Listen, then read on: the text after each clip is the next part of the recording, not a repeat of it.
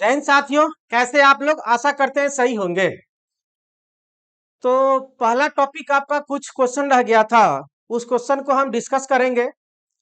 और जो आपका क्लास चल रहा है फाउंडेशन, उसमें आपका सेकंड टॉपिक चल रहा है एसी फंडामेंटल, जो डेली 8 PM में चलती है शाम को, वो आपको चलती रहेगी। पहला टॉपिक का कुछ क्वेश्चन रह गया था, उस क्वेश्चन को हम देख लेते हैं। जो लोग चैनल पे नए हो क्या कर लेंगे जी? सब्सक्राइब कर लेंगे। ठीक है, तो हम लोग क्वेश्चन देखते हैं। क्वेश्चन है आपका, ताम्र की प्रतिरोधकता।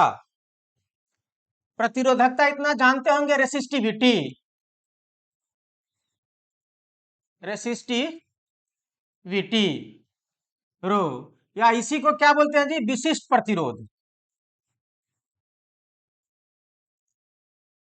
विशिष्ट प्रतिरोध, स्पेसिफिक रेसिस्टेंस। तो इतना तो आप लोग जानते होंगे कि एक यदि आपका कॉपर है, तांबा है, और एक एल्युमिनियम है, तो किससे अधिक विद्युत धारा पास होगा? कॉपर से अधिक विद्युत धारा पास होगा, एल्युमिनियम से कम विद्युत धारा पास होगा। तो यदि कॉपर से अधिक विद्युत धारा पास होगा, इसमें यदि करंट अधिक होगा, इसका मतलब है कि इसका रेसिस्टिविटी जो होगा क्या होगा जी? कम होगा। ये कम प्रतिरोधकता वाले पदार्थ है, तो इससे अधिक विद्युत धारा पास करेगा। और एल्युमिनियम में कॉपर के तुलना में कम विद्युत धारा पास करता है, तो इसका आपका रेसिस्टिविटी क्या होगा जी? अधिक होगा। और क्वेश्चन आपको यही पूछ रहा है। इसी में यदि आपका आयरन रहता तो एल्युमिनियम के तुलना में लोहा से कम विद्युत धारा पास करता है, तो लोहा का, आयरन का रेसिस्टिविटी क्या हो जाएगा जी? आपका अधिक हो जाएगा। ठीक है, तो क्वेश्चन है, ताम्र की प्रतिरोधकता अधिक होती है। ताम्र मतलब यहाँ क्या समझेंगे जी? कॉपर। ठीक है, प्रतिरोधकता मतलब क्या जी? रेसिस्टिविटी। प्रतिरोधकता मतलब यहाँ क्या हो जाएगा आपका? रेसिस्टिविटी। तो यदि हम लोग इसमें बात करते हैं, तो आपको दिया गया है एल्युमिनियम से अधिक होती है, एल्युमिनियम से कम होती है। तो ताम्र की प्रतिरोधकता एल्युमिनियम से क्या हो जाएगा आपका? कम हो जाएगा। क्लियर?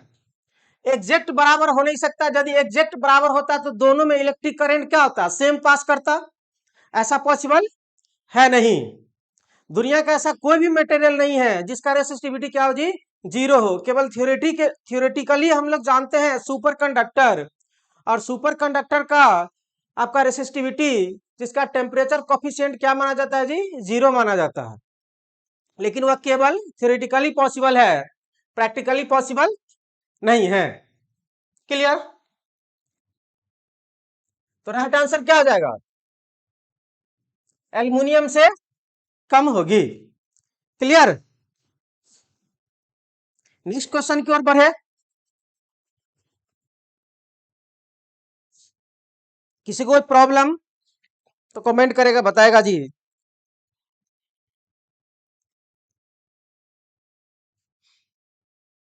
नेक्स्ट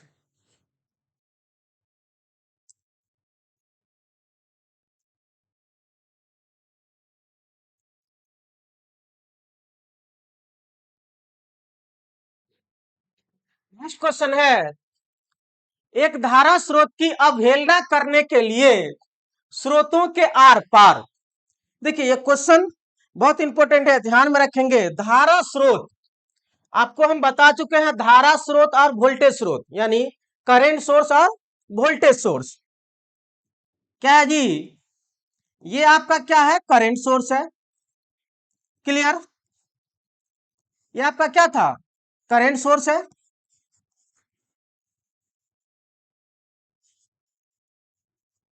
और ये आपका क्या जी? वोल्टेज सोर्स है।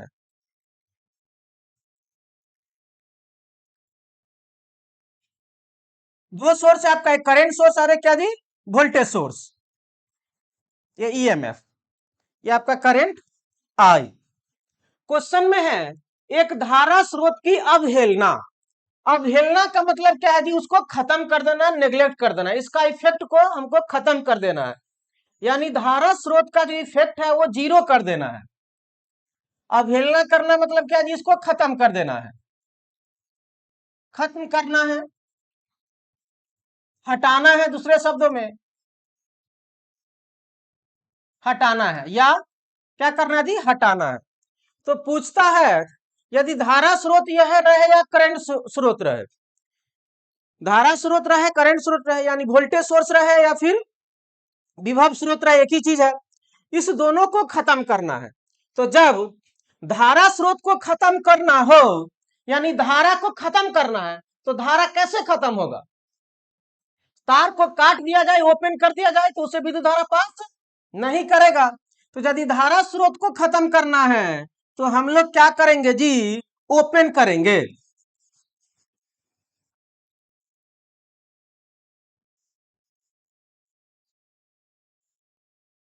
धारा स्रोत को यदि खत्म करना है तो क्या करेंगे जी, ओपन करेंगे, यानी इसको क्या कर देंगे जी, ओपन कर देंगे। क्लियर? ये ओपन हो जाएगा, अपने से ओपन कर देंगे, धारा स्रोत क्या हो जाएगा जी, खत्म हो जाएगा। तो धारा स्रोत को खत्म करने के लिए परिपथ को क्या करेंगे जी, ओपन करेंगे, परिपथ को क्या करेंगे, ओपन करेंगे। और वोल्टेज सोर्स को खत्म करने के लिए क्या करेंगे जी, शॉर्ट सर्किट करेंगे, शॉर्ट सर्किट। यदि आपको वोल्टेज स्रोत को खत्म करना है तो उसको शॉर्ट कर दीजिए, इसको शॉर्ट कर देंगे तो वोल्टेज सोर्स खत्म हो जाएगा। धारा स्रोत को खत्म करना है तो क्या कर देंगे, ओपन कर देंगे, खत्म हो जाएगा। क्लियर? किसी को कोई दिक्कत तो बोलेगा जी, समझो यहाँ पे दिक्कत हो रहा है तो दो ही चीज ध्यान में रखना है।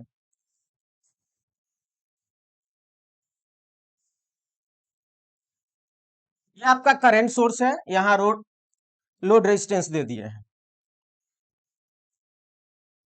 सिंपल वे सर्किट बना रहे हैं, इससे समझो। ये आपका वोल्टेज सोर्स है, यहाँ पर लोड दे दिए हैं, इसको शॉर्ट करेंगे और इसको क्या करेंगे जी, ओपन करेंगे। इसको क्या करेंगे,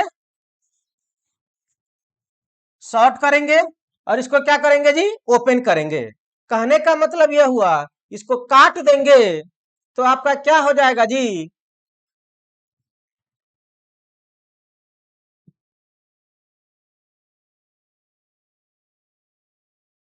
इसको कर दिए ओपन। जब इसको ओपन कर दिए,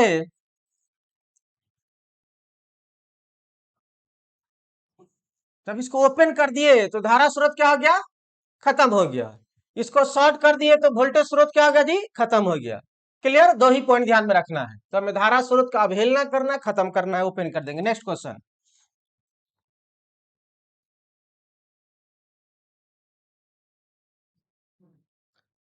प्रत्येक 220 वोल्ट निर्धारित 100 वाट और 200 वाट के दो लैंप को श्रेणी में रखा जाता है और 440 वोल्टेज को उनके क्रॉस लगाया जाता है, तब क्या होगा? देखिए, सबसे पहली बात आप ये समझिए कि बल्ब फ्यूज करेगा नहीं करेगा। लिखा गया इस पे 220 वोल्ट, सप्लाई दे रहे कितना जी, 440 वोल्ट। जितना लिखा हुआ उससे अधिक वोल्टेज दे रहे हैं, बल्ब फ्यूज कर जाएगा, ये कंफर्म हो गया। आपका क्वेश्चन दिया है इस ढंग से, ये बल्ब है आपका 220 वोल्ट 100 वाट, दूसरा बल्ब है 220 वोल्ट 200 वाट। इसे जोड़ा गया है कितना से, 400 वोल्ट से सप्लाई दिया गया है। तो अब बताइए, ये बल्ब क्या कर जाएगा, फ्यूज कर जाएगा। तो कौन सा बल्ब पहले फ्यूज करेगा, जिसकी शक्ति कम होती है सीरीज में, वो अधिक रोशनी देती है, और फ्यूज फ्यूज भी पहले वही करता है। तो ये 100 वाट वाला बल्ब क्या हो जाएगा जी, फ्यूज कर जाएगा, फ्यूज कर जाएगा। केवल 100 वाट वाला बल्ब फ्यूज करेगा तो इधर धारा प्रवाहित नहीं होगा, तो इस पे कोई इफेक्ट नहीं होगा, यानी ये जलना बंद हो जाएगा, ये फ्यूज नहीं करेगा। केवल 100 वाट का लैंप फ्यूज हो जाएगा, केवल 200 वाट का लैंप फ्यूज हो जाएगा, दोनों लैंप फ्यूज हो जाएगा, कोई लैंप फ्यूज नहीं होगा। केवल क्या होगा जी, 100 वाट का लैंप क्या हो जाएगा जी, फ्यूज कर जाएगा। क्लियर? केवल 100 वाट वाला लैंप आपका क्या होगा जी, फ्यूज कर जाएगा। नेक्स्ट क्वेश्चन है,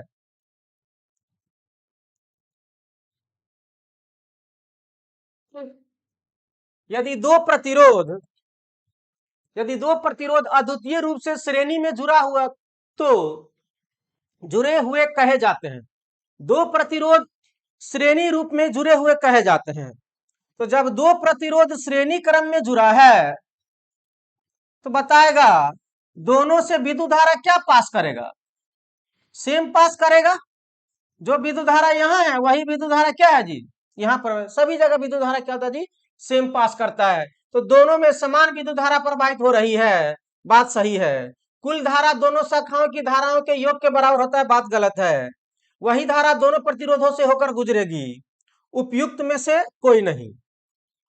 अब कहो, दोनों में समान विद्युत धारा प्रवाहित हो रही है, अब वही धारा दोनों प्रतिरोधों से होकर गुजरेगा। अब इस स्टेटमेंट में वही ना जी, दोनों में समान विद्युत धारा प्रवाहित हो रही है और वही धारा दोनों प्रतिरोधों से होकर गुजर रही है। दोनों स्टेटमेंट में अंतर क्या है, कितना का अंतर है,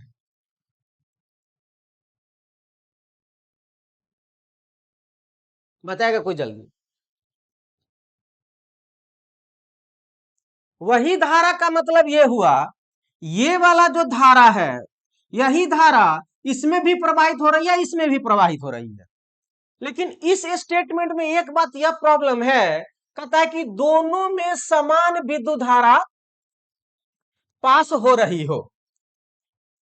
तो बात तो सही है, इसमें भी वही धारा इसमें भी वही धारा, लेकिन यह भी तो हो सकता है कि अलग अलग धारा स्रोत के माध्यम से दोनों में समान विद्युत धारा प्रवाहित करवा दिया गया हो। अलग अलग स्रोत के माध्यम से दोनों प्रतिरोध में समान विद्युत धारा पास करा दिया गया हो। तो हम लोग एग्जैक्ट यदि मारेंगे, क्या मारेंगे जी, सी, वही धारा दोनों प्रतिरोधों से होकर गुजरे। दो प्रतिरोध अद्वितीय रूप से श्रेणी में जुड़े हुए हो कहे जाते हैं यदि वही धारा दोनों प्रतिरोधों से होकर गुजरे। यदि इस स्टेटमेंट का बात करते हैं, दोनों में समान विद्युत धारा प्रवाहित हो रही है, दोनों में समान विद्युत धारा प्रवाहित हो रही है, यह क्यों नहीं हुआ। तो एक दूसरा एग्जांपल से समझिए, एक हम पैरेलल सर्किट का लेते हैं। यही सब तो यहां फंसाने वाला क्वेश्चन है जी।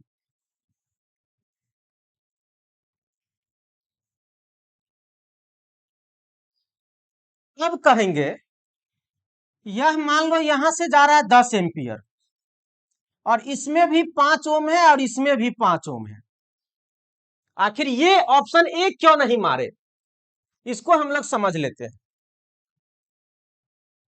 Option C is the right answer, A गलत क्यों है इसके बारे में देखते हैं। तो अब कहो 10 एम्पियर का है तो इससे कितना जाएगा, 5 एम्पियर, इससे भी कितना जाएगा, 5 एम्पियर। बात को समझने की कोशिश करो।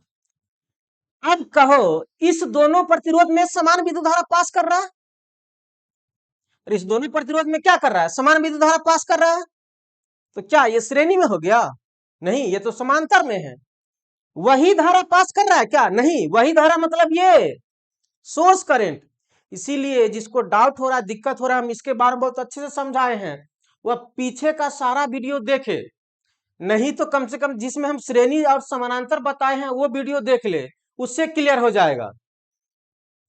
अब सब मार देगा, तीसरा ऑप्शन कोई ध्यान ही नहीं देगा, कहेगा दोनों में समान विद्युत धारा प्रवाहित हो रही है, झट से मार देगा ए इज द राइट आंसर। अब वो 100% तुम क्या करेगा जी, 100% गलत करके आएगा। और ये प्रूफ हो रहा है कि क्यों गलत हो रहा है। तो दूसरा एग्जाम्पल से हम समझा रहे हैं। फिर 5-5 आपका सब बराबर हो गया था।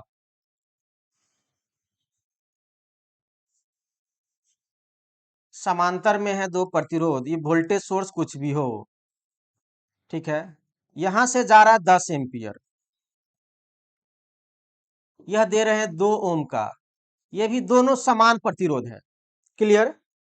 अब कहो इसमें 5 एम्पियर और इस दोनों में 5-5 एम्पियर का विद्युत धारा प्रवाहित होगा। कहेंगे सर क्यों 5-5 एम्पियर का विद्युत धारा प्रवाहित होगा?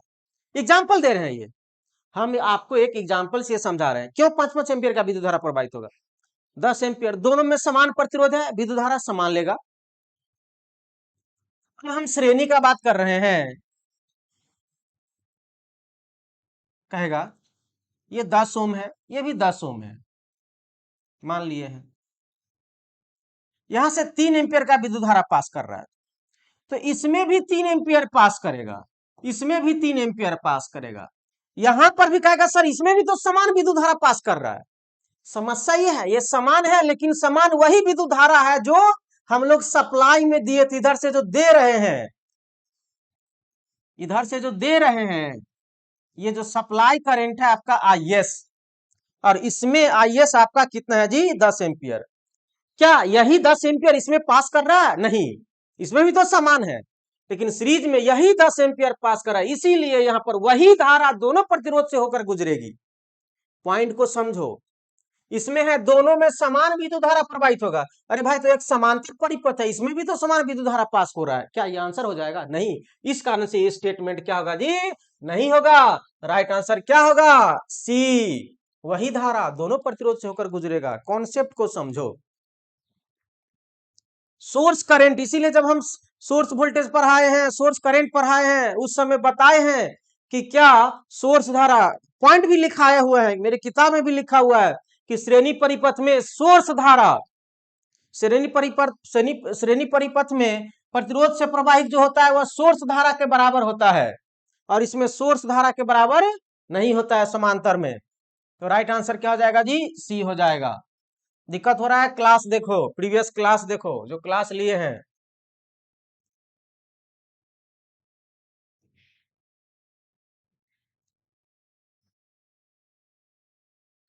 अभिकथन, देखो ये स्टेटमेंट वाला क्वेश्चन है। क्या जी? स्टेटमेंट वाला क्वेश्चन है। स्टेटमेंट है ए, अमीटर के संट का प्रतिरोध कम होता है। बात सही है। अमीटर, अमीटर के संट प्रतिरोध क्या होता है जी? कम होता है, याद रखना। वैसे जब हम इंस्ट्रूमेंट पढ़ेंगे तो पढ़ेंगे अमीटर, वोल्टमीटर, गैल्वेनोमीटर, ये सब ध्यान में रखना। अमीटर जो होता है विद्युत धारा मापता है। अमीटर क्या होता है जी? विद्युत धारा को मापता है। ये अमीटर जो होता है, इसका जो संट प्रतिरोध होता है RSH, ये क्या होता है जी? कम होता है। ये बात सही है। कहता है संट को एमीटर के श्रेणी या समानांतर में जोड़ा जा सकता है नहीं। तो जान लो संट के बारे में क्या। देखो संट मतलब समांतर, याद रखना। संट मतलब क्या जी? समांतर। संट प्रतिरोध हमेशा किस में जोड़ा जाता है? समांतर में जोड़ा जाता है, याद रखना। संट प्रतिरोध, संट मतलब समांतर, संट प्रतिरोध हमेशा किस में जोड़ा जाता है जी? समांतर में जोड़ा जाता है। तो अमीटर में जो संट प्रतिरोध होते हैं, ये यदि आपका अमीटर है और अमीटर का जो संट प्रतिरोध होता है, यह हमेशा अमीटर के किस में जी? समांतर में जोड़ा जाता है, और इस प्रतिरोध का मान क्या होता है जी? कम होता है। ऑप्शन ए कहता है ए और आर, मतलब स्टेटमेंट ए और रीजन आर दोनों सत्य है, जो कि गलत है। केवल ए सही है। मीटर के संट प्रतिरोध का मान कम होता है। रीजन कहता है कारण कि अमीटर के संट प्रतिरोध श्रेणी और समानांतर दोनों में जोड़ा जाता है। नहीं, ऐसा नहीं है, केवल समांतर में जोड़ा जाता है। संट प्रतिरोध याद रखना समांतर, संट प्रतिरोध समांतर। बी कहता है ए और आर दोनों सत्य है, और आर, सबसे पहली बात दोनों सत्य वाला तो हटा दो, तो खत्म हो गया दो ऑप्शन ऐसे ही। ए सत्य है और आर असत्य है। C is the right answer. ए असत्य यहां पर दे रहा है तो ये गलत हो जाएगा। क्लियर? किसी को कोई डाउट? चलो तुम लोग का डाउट नहीं है। दो लंबे समांतर चालक जो धाराओं के विपरीत दिशाएं लेते हैं। दो लंबे समांतर चालक, देखो क्वेश्चन को समझो।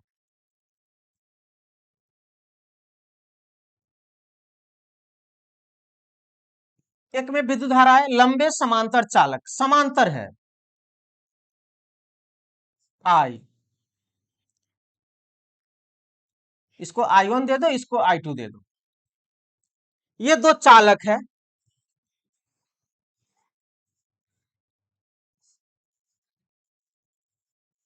और लंबा है, बहुत बड़ा है, और दोनों एक दूसरे के समांतर में रखा हुआ है। ऐसे है तो इसी के पैरेलल में दोनों रखा गया है। क्लियर? दोनों एक दूसरे के किस में रखा गया जी? समांतर में रखा गया, पैरेलल में रखा गया है। दोनों एक दूसरे के समांतर में रखा गया और किस में रखा गया? पैरेलल में रखा गया है। कहता है दो लंबे समांतर चालक जो धाराओं के विपरीत दिशाएं लेते हैं, एक दूसरे को क्या करेगा? आकर्षित करेगा, विकर्षित करेगा, क्या करेगा? आपको पता है इसके बारे में। हम जब किसी भी चालक से विद्युत धारा प्रवाहित होती है तो चालक के चारों तरफ चुंबकीय क्षेत्र उत्पन्न होते हैं, और उस चुंबकीय क्षेत्र की दिशा दाहिने हाथ के अंगूठा नियम से हम लोग फाइंड आउट करते हैं। क्या होता है? जब किसी भी चालक से विद्युत धारा पास करती है तो चालक के चारों तरफ चुंबकीय क्षेत्र उत्पन्न होते हैं, और उस चुंबकीय क्षेत्र की दिशा फ्लेमिंग के दाहिने हाथ के अंगूठा नियम से, सॉरी फ्लेमिंग नहीं, दाहिने हाथ के थंब रूल से पहले बात कर लेते हैं। तो Fleming right hand left hand rule है वो अलग से, तो राइट हैंड थंब रूल है यहाँ पे, जिसे स्क्रू रूल और कॉर्क रूल भी कहते हैं। तो विद्युत धारा की दिशा में अंगूठा को रखते हैं और चारों उंगली को घुमाते हैं, तो चारों उंगली ये अंदर की ओर जा रहा है यहाँ पे, तो यहाँ क्या हो जाता है जी? क्रॉस। और जब अंदर गया तो बाहर निकलेगा भी घूम करके, तो बाहर वाला क्या हो जाएगा जी? डॉट। वही रूल यहाँ पे अपनाते हैं। विद्युत धारा की दिशा में अंगूठा, चारों उंगली को घुमाते हैं, तो यहाँ पे क्या हो जाएगा जी? क्रॉस। और यहाँ पे क्या हो जाएगा? डॉट। फिर इसमें भी यही चीज लगाओ, विद्युत धारा नीचे की ओर, उंगली अंदर की ओर है, चारों उंगली, यहाँ पे क्रॉस। तो जब क्रॉस हो गया तो घूम के आएगा, तो यहाँ पे क्या हो जाएगा? डॉट। अब ये क्रॉस क्रॉस समान है, बताए थे, प्लस प्लस विकर्षित करता है, माइनस माइनस विकर्षित करता है, तो दोनों समान आवेश है, तो एक दूसरे को क्या करेगा? मैग्नेटिक फील्ड का डायरेक्शन का बात कर रहे हैं, तो एक दूसरे को क्या करेगा जी? विकर्षित करेगा, रिपेल करेगा। तो है ऑप्शन में जी, यस, रिपेल करेगा। या रिपेल करेगा मतलब विकर्षित करेगा, विकर्षित करेगा, पीछे हटाना। दूसरे को क्या करेगा? पीछे हटाएगा, बैक हो, ये भी कहेगा तुम भी पीछे हटो, ये भी कहेगा तुम पीछे हटो। अट्रैक्शन होगा नहीं, समान दिशा में रहता तो अट्रैक्शन होता। B is the right answer.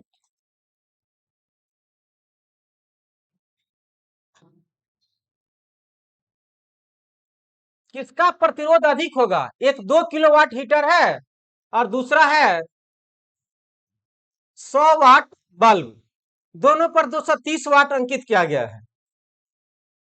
बताओ तो, 230 वाट नहीं होगा जी, यहां पर बोल्ड कर लो,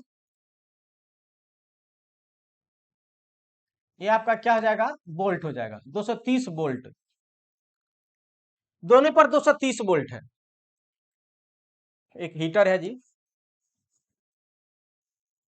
2 किलोवाट मतलब 2000 वाट, 2000 वाट, और वोल्टेज कितना है? 230 वोल्ट।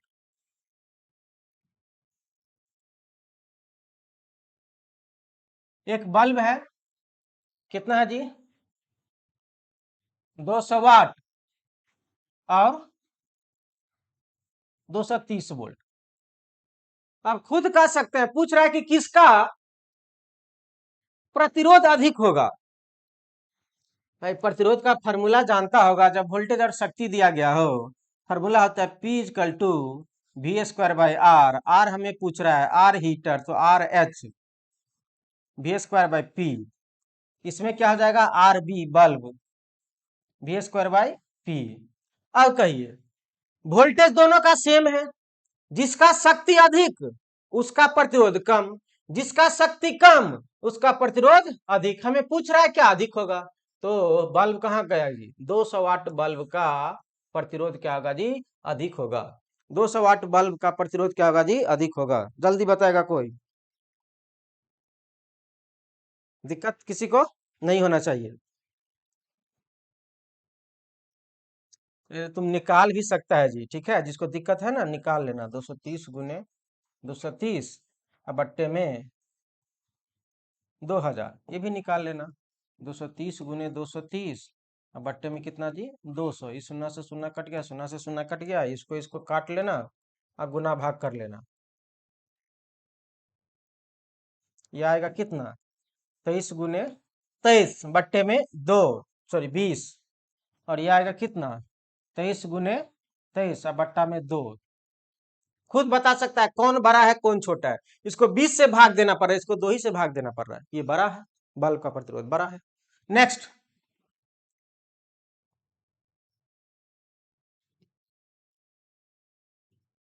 नेक्स्ट है यदि 60 वाट व 100 वाट के तंतु, तंतु मतलब बल्ब के तंतु, फिलामेंट, देखो ये तंतु का मतलब क्या होता है जी, फिलामेंट,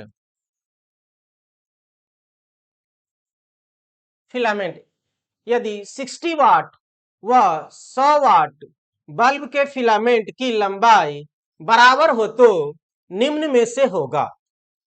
कहता है दो फिलामेंट है, एक 60 वाट का है और एक 100 वाट का है, दोनों की लंबाई बराबर है, तो किसकी मोटाई ज्यादा होगा किसकी मोटाई कम होगा, ऑप्शन के अनुसार,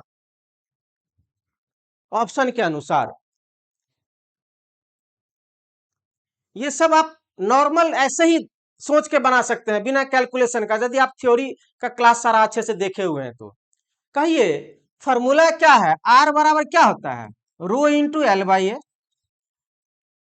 दोनों का फिलामेंट यानी दोनों बल्ब सेम फिलामेंट से बना होगा, लंबाई दोनों का सेम है, ये लंबाई सेम है और ये भी सेम है, ये दोनों क्या दिया आपका कांस्टेंट है, क्वेश्चन में कह रहा है।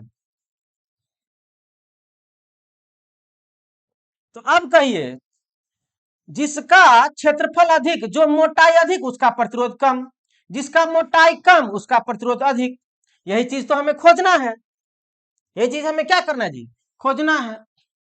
तो अब कहिए एक 60 वाट का है अब 100 वाट का है, किसका, अभी ये जस्ट हम क्वेश्चन बनाए थे पीछे, एक 2000 वाट का था एक 200 वाट का था, किसका प्रतिरोध अधिक था, 200 वाट वाले का प्रतिरोध अधिक था, 200 वाट वाले का प्रतिरोध क्या था जी, अधिक था।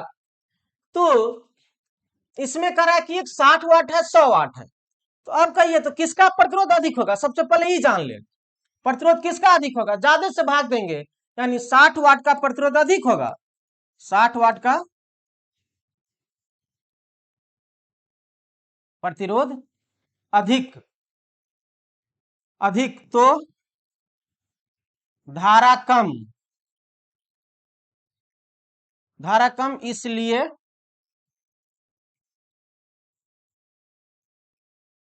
फिलामेंट क्या जी पतला, पतला होगा, क्लियर। अब 100 वाट का प्रतिरोध अधिक, प्रतिरोध अधिक क्या जी, प्रतिरोध अधिक तो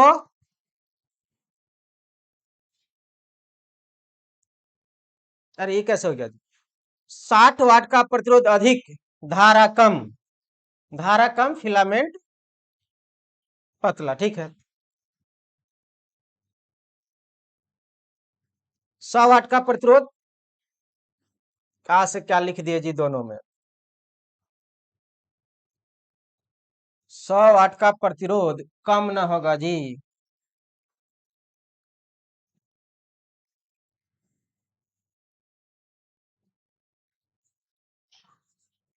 प्रतिरोध कम तो धारा अधिक, तो धारा अधिक,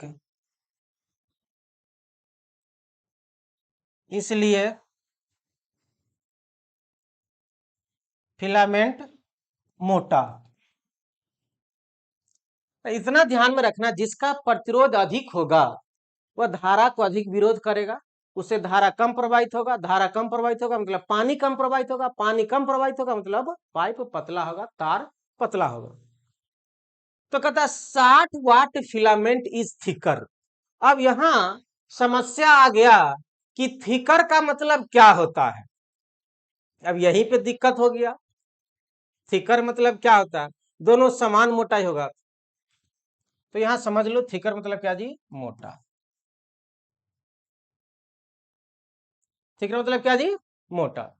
तो 100 वाट फिलामेंट इज थिकर, क्या होगा जी, 100 वाट वाला क्या होगा, मोटा होगा, क्योंकि इसका प्रतिरोध क्या है, कम है।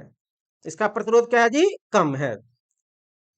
अब प्रतिरोध कम कहां से होगा, तो यहां से हम लोग जानते हैं फॉर्मूला P बराबर V² बाई R, तो R बराबर V²/P, तो अधिक वाट तो प्रतिरोध कम, वाट कम तो प्रतिरोध अधिक, और प्रतिरोध यदि कम होगा तो विद्युत धारा क्या होगा जी, अधिक होगा। तो 100 वाट फिलामेंट क्या होगा जी, थिकर होगा। क्लियर? किसी को कोई डाउट जल्दी बोलेगा जी।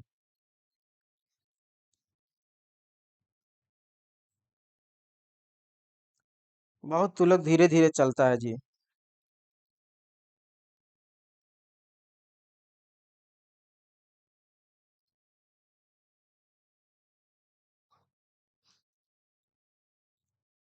क्लियर? नेक्स्ट क्वेश्चन, थिकर मतलब क्या होता है जी, मोटा होता है, याद रखना।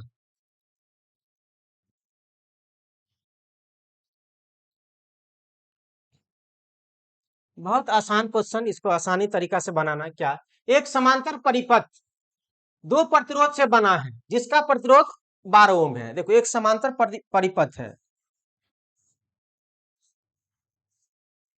दो प्रतिरोध से बना है, R1 R2, इसका समतुल्य प्रतिरोध 12 ओम दिया है। यानी R1 R2 दो प्रतिरोध समानांतर में जुड़ा हो तो फॉर्मूला यही होता है, R1 plus R2 equal to कितना दिया है, 12 ओम। ये क्वेश्चन में कहता है एक समांतर परिपथ दो प्रतिरोध से बना है जिसका प्रतिरोध कितना दिया है जी, 12 ओम दिया है। ये समांतर परिपथ है, दो प्रतिरोध से मिलकर बना है R1 R2, जिसका समतुल्य प्रतिरोध कितना दिया है जी, 12 ओम दिया है। एक प्रतिरोध तार के टूट जाने पर प्रभावी प्रतिरोध 18 ओम हो जाता है। टूटे हुए तार का प्रतिरोध ज्ञात कीजिए। मान लो कोई एक तार टूट गया, तो कोई एक तार यदि टूट गया तो ये मान लो R2 टूट गया। जब ये टूट गया तो कितना प्रतिरोध बच गया, एक ही प्रतिरोध बच गया ना जी। अरे समझो यहां पे,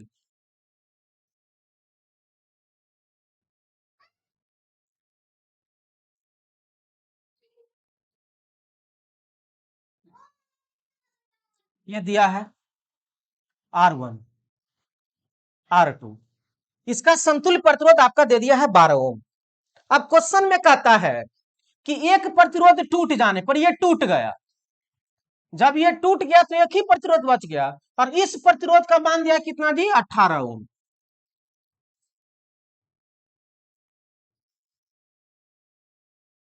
इस प्रतिरोध का मान कितना दिया, 18 ओम, टूट जाने पर।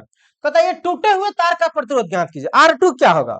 तो जब R1 18 ओम है तो कुछ नहीं, इसमें वैल्यू पुट कर दीजिए तो आ जाएगा आपका आंसर। R1 रहने देते हैं, सॉरी R1 18 दिया है, तो 18 इंटू R2 अब बट्टे में 18 प्लस R2 बराबर कितना जी, 12। आप कैलकुलेशन करेंगे, यहां से कैलकुलेशन करेंगे तो आपका आ जाएगा 18R2 बराबर 12 × 18 प्लस 12R2, इधर लाएंगे घटाएंगे तो घट के आ जाएगा 6R2 बराबर 12 × 18। तो R2 बराबर गुना भाग आता होगा जी, 12 × 18, यहां से आप काट देना, 6×3 = 18 छोड़ो, या 6×2 = 12, तो डायरेक्ट निकाल दो अब। तो R2 बराबर कितना हो जाएगा जी, 18×2 = 36 ओम।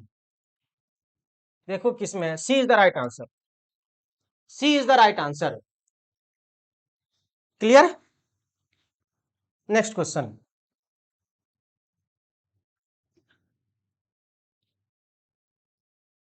नेक्स्ट क्वेश्चन करता है घरेलू उपकरण एसी में समांतर में जुड़े होते हैं, घरेलू उपकरण एसी में समांतर में जुड़े होते हैं क्योंकि यह सरल व्यवस्था है, प्रत्येक उपकरण का प्रचलन एक दूसरे से अलग होता है, उपकरण की समान धाराएं होती है? इनमें से कोई नहीं। सबसे पहली बात, घरेलू उपकरण कर रहा है समांतर में जुड़े होते हैं, तो समांतर में पहले समान धारा नहीं होती है, ये ऑप्शन कट गया। यह सरल व्यवस्था होता है। और दूसरा है, प्रत्येक उपकरण का प्रचलन एक दूसरे से अलग होता है। सबसे मेन इंपॉर्टेंट है, घर में जो हम लोग समानांतर, घर में जो एसी सप्लाई है, यहाँ एसी कहने का मतलब एयर कंडीशन नहीं है, घर में जो एसी सप्लाई है वह सारे समानांतर में जुड़े, घर का जितना भी एप्लीकेशन है सारे समांतर में जुड़े हुए हैं। तो क्या इसका कारण क्या है? क्या इसका मेन रीजन है कि सब कुछ को हम लोग अपने अलग अलग, प्रत्येक उपकरण को हम अलग अलग ऑपरेट कर सकते हैं। एक बल्ब को बंद करेंगे दूसरे पर कोई प्रभाव नहीं पड़ेगा, एक बल्ब फ्यूज हो जाएगा दूसरे को उससे कोई मतलब नहीं है। सीरीज में क्या होता है, एक फ्यूज करेगा सारा क्या हो जाएगा जी, लाइट बंद हो जाएगा। ठीक है, तो घर में जो हम लोग समानांतर में जोड़ते हैं, इसका मेन एडवांटेज है प्रत्येक उपकरण का प्रचलन एक दूसरे से क्या होता है जी, अलग होता है। प्रत्येक उपकरण का जो प्रचलन होता है, प्रकरण होता है, यानी चलाने की जो क्रियाविधि होती है, सब एक दूसरे से क्या होते हैं जी, भिन्न होते हैं। तो क्या आ जाएगा, B is the right answer. आपका एग्जैक्ट क्या हो जाएगा, B is the right answer. प्रत्येक उपकरण का प्रचलन एक दूसरे से क्या होता है जी, अलग होता है। आज बच्चा लोग बहुत ज्यादा परेशान कर रहा है जी, सब छत पे आ गया है और विंडो, हवा के लिए विंडो खोल के रखे हैं। सब देख के हंस रहा है कि ये किसको पढ़ा रहा है।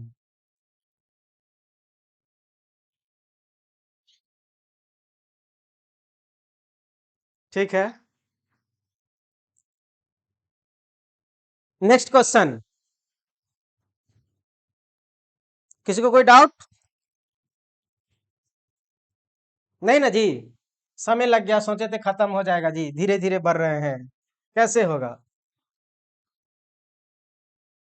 बहुत आसान क्वेश्चन, जल्दी कोई बना तो।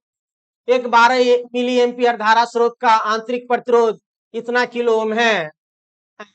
हाँ ठीक है जी, इसके समकक्ष वोल्टेज स्रोत क्या होगा, कुछ नहीं, अरे भाई दिया गया है धारा स्रोत, धारा स्रोत दिया है कितना जी, आई बराबर 12 मिली एम्पियर, तो 12 × 10⁻³ प्रतिरोध आर बराबर दिया है 1.2 किलो ओम।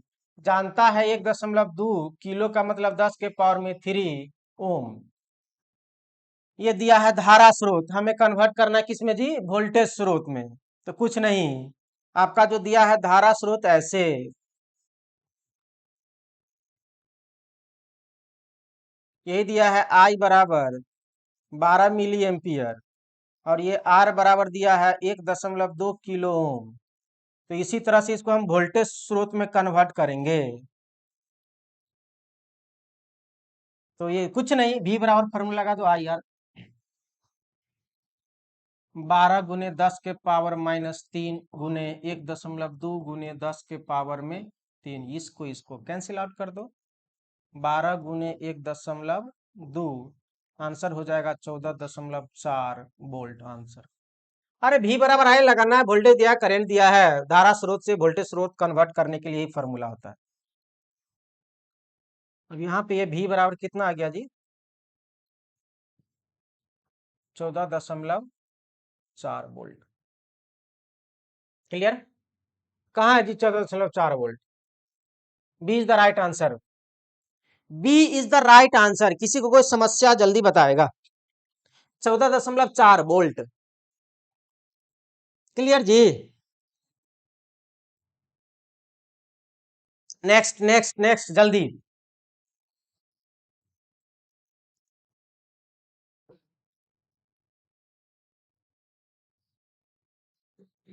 क्वेश्चन है, एक तार का प्रतिरोध आर ओम है, तार को इसकी लंबाई के दोगुने तक खींचने पर